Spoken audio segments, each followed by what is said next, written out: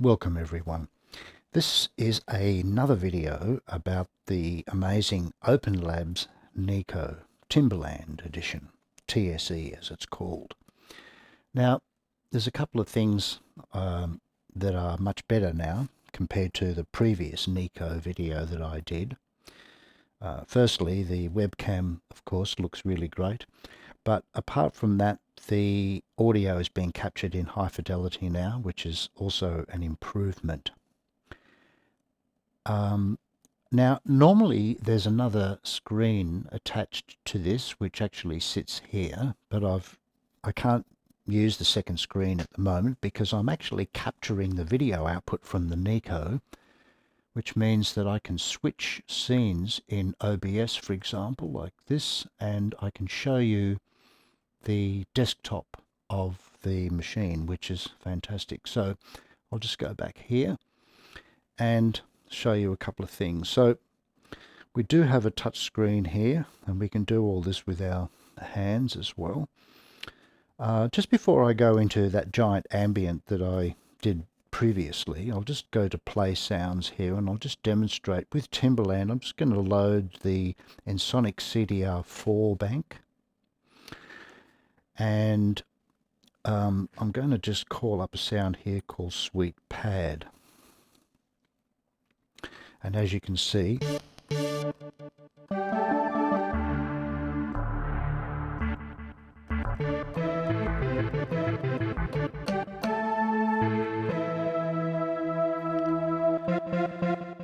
now one of the things I should point out is that a lot of these controls here are actually mapped to these knobs here. So if you come up here, for example, you can't really see it, but if I switch this, you'll see that as I'm turning this knob here, I don't know whether you can see it, but this knob here on the software is actually turning.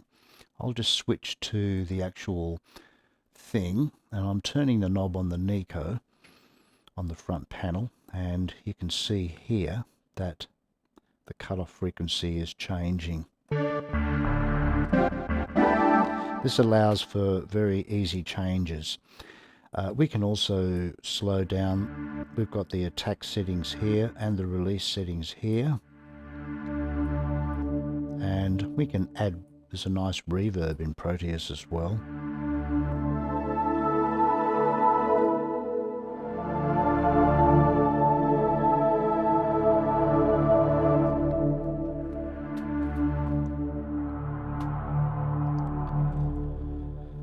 So just remember that these sounds might start off a certain way, but of course they can be seriously edited and changed to suit your track.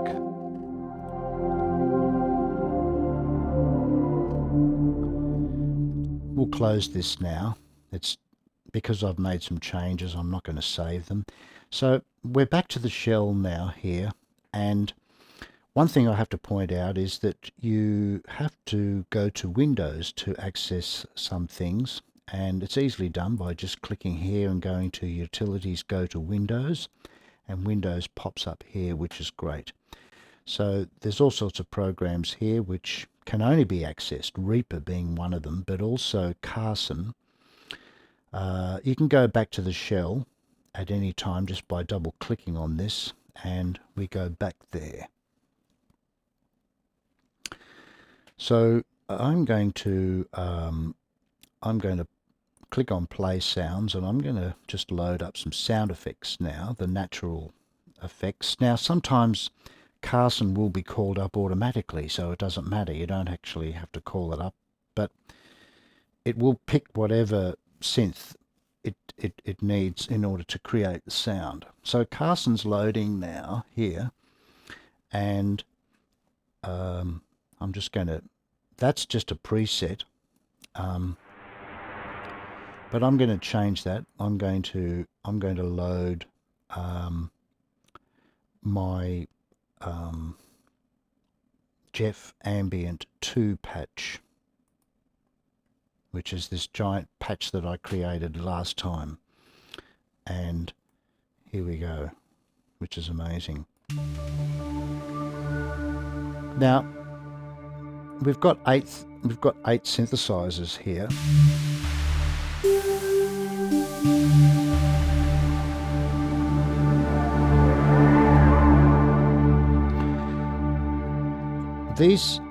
These things here open up the GUI. So if I sort of click on that, there's Purity there. And I've managed to get all these synthesizers now to load the correct sounds. So this has got this patch on it. Now you can solo these things, of course. This is just number 1 synth, which is Purity. As you can hear, that's pretty monstrous as it is.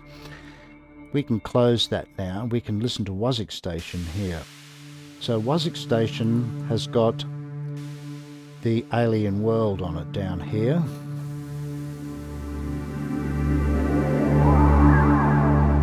And as you can hear, it's a pretty spectacular patch just all by itself.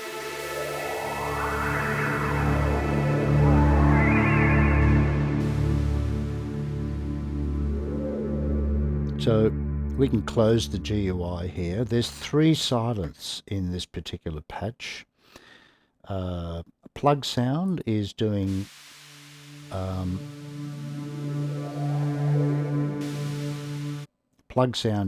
this.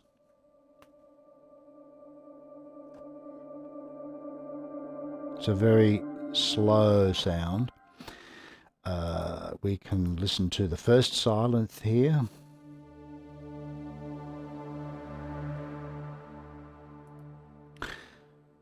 And we can listen to this particular synth here, the Green Oak Software Crystal. Sort of got this electric piano type effect. We can listen to this silent here.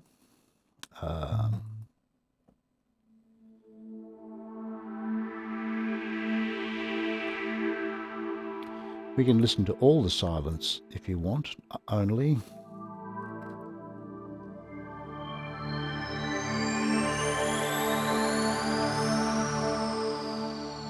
This is what silence looks like here. And as I was explaining previously, there are 2 oscillators, one here, and there's 2 parts, part A and part B. So there's actually 4 voices being used just by pressing 1 note with silence here.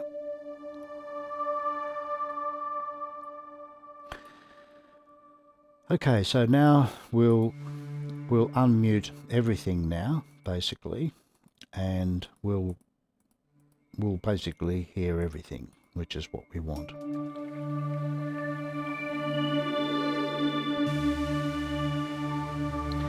Now, all being synthesizers, of course. I'll just come back here for a moment. We can transpose. This is the transpose button here, so I'm going to transpose everything down. This is what I think you missed out on before. It was just the sheer bottom end of Neko, really.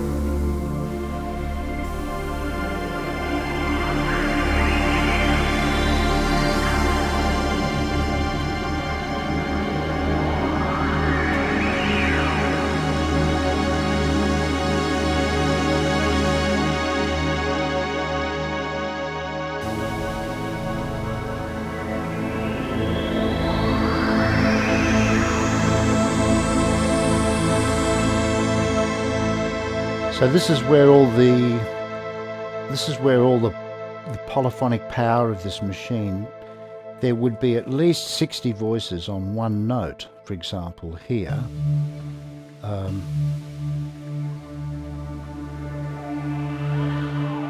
And like I said before, if you're playing a 5-note chord voicing, you know,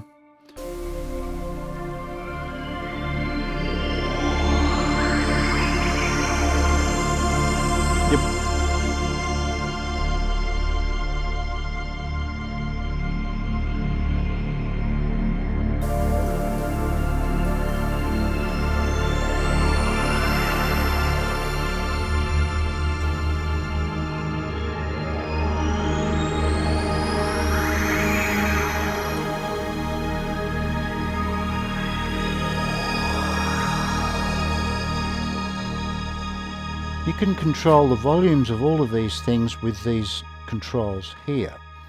So I can turn various things down here. This is where you decide how loud you want each of these instruments to be.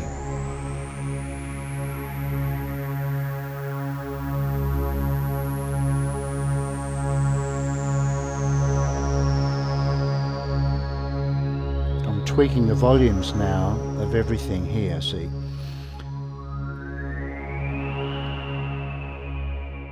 There's the GUI for this electric piano sort of sound here. We can solo it.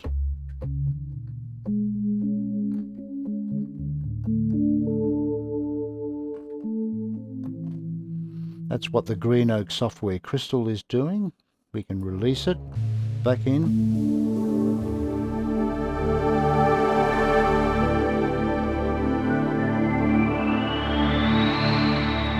Close that up and we're back on to Carson now.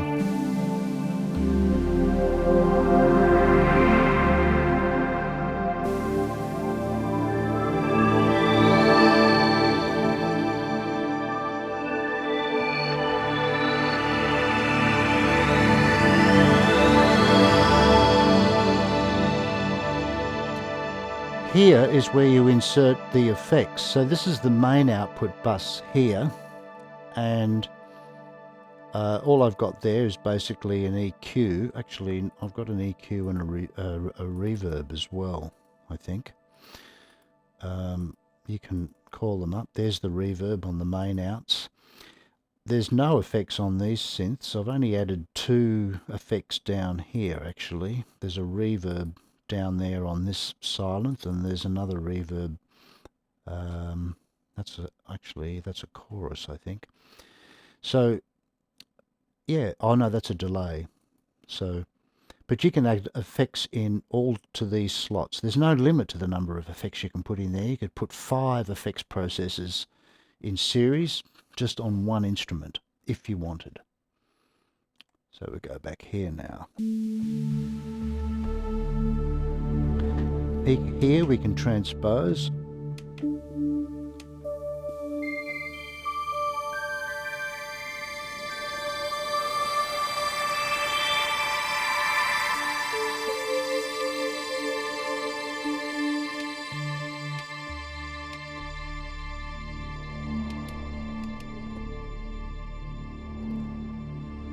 It sounds huge down here.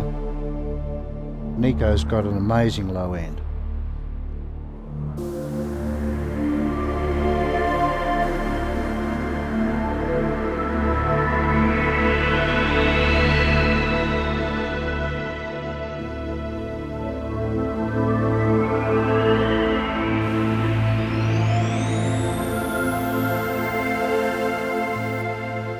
Anyway,